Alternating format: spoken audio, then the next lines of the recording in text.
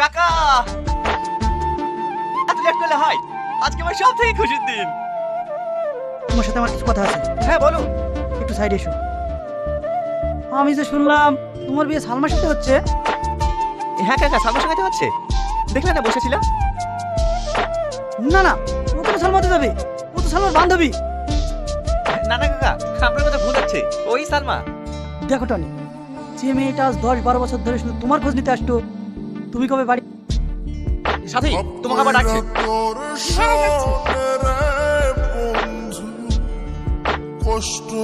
হ্যাঁ, আপনি টাকা নিয়ে ভাববেন না, তোর কিন্তু ভালো আছে। হ্যাঁ 40 কেজি। হ্যাঁ আঙ্কেল, আপনি আমাকে ডেকেছেন? ওই না তো, তাহলে টনি যে বললো। আমি তো সাথীকে ডেকেছি, তুমি আসলে কেন? তাহলে তুমি কি সাথী?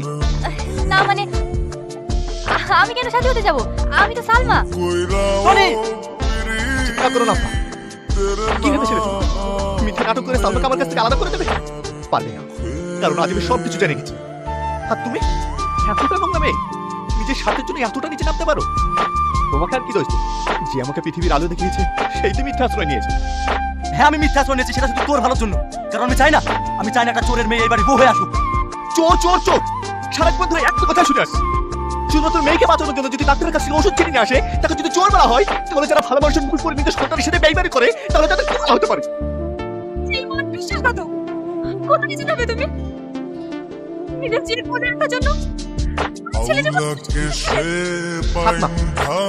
তুমি তো বলেই দিয়েছো, আমি যদি সালমাকে বিয়ে করি, সেই বাড়িতে হয় উনি থাকবে, না হয় আমি। তা আমি এই বাড়ি ছেড়ে চলে যাচ্ছি সালমা। আর কোনোদিনও ফিরে আসবো না। দাঁড়া বাবু, আমরা তো সাথে যাবো। মাননীয় শিক্ষক মহেশ বাবু 5 কোটি সোনার দিন মোহরের পরিবর্তে তোমাকে বিয়ে করতে রাজি হয়েছে। বলো মা, কবুল? কি যে বলেন মৌলভী সাহেব, রাজি না থাকলে কি আর সেজে গুজে এসে আমার পাশে বসতো? আপনি থামেন তো, এটা নিয়মের মধ্যে পড়ে। বলো মা, আলহামদুলিল্লাহ কবুল। মামা সাহেব, এই বিয়ে হবে না। কেন বিয়ে হবে না কেন? আমি ওকে ভালোবাসি, ওকে আমি বিয়ে করবো। বিয়ে তো করবা বলছো, বিয়ে পকড়িয়ে না? 3 লাখ টাকা তেলা মাপ, 2 লাখ টাকা বিয়ের খরচ, এসব টাকাগুলো কে দেবে? তোর ভাই না? হ্যাঁ আমি দেবো। এসে শুয়ে বসলো। আপনি কে? আব্বা তুমি? হ্যাঁ আমি। আজ আমি নিজের ভুল বুঝতে পেরেছি। জেদের বসে যে ভুলটা আমি করতে যাচ্ছিলাম, প্রায় সিদ্ধ করতে এসেছি। আমি তোদের দাঁড়িয়ে থেকে বিয়েটা দেবো রে। বিয়েটা করিয়ে দিত মানে আমার টাকা? রামু, এই নিন আপনার